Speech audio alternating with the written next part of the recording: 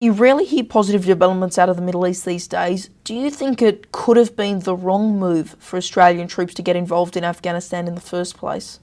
Yeah, well, it's a big discussion, probably bigger than us, Leonardo, to talk about what progress looks like in the Middle East. I mean, again, trying to overlay democracy or a type of capitalism that we have that functions fairly well in our society onto these age-old societies is fraught, and I'm not sure it's been done to any great success anywhere. So that's a larger discussion. But I think in terms of what we can expect in Afghanistan in the coming months and the lessons that we've learned, that we may, or I understand the US is sending back troops right now to secure Kabul and the airport and the US embassy and other areas.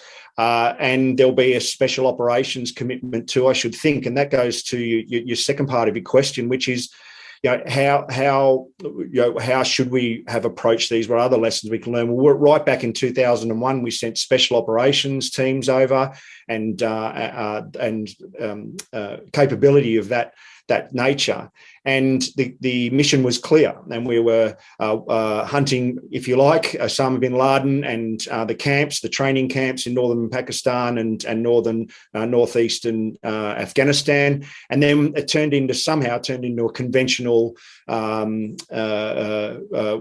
conflict, if you like, where we occupied Afghanistan. And I think we should know better than that. And that's when the mission and the strategy became a little loose, I think, in terms of us who are on the ground operating, that's for sure. So I think there's still an involvement. I think it's still a role for Western militaries to play in, as I said, in special operations and technical and intelligence and communication support to local forces. But I think we need, firstly, to engage with the locals and train and assist, and also, get to the table with enemy forces and different factions much quicker. One of the criticisms that I agree with about the conflict was that we didn't go to the table with the Taliban much earlier and build some kind of accord.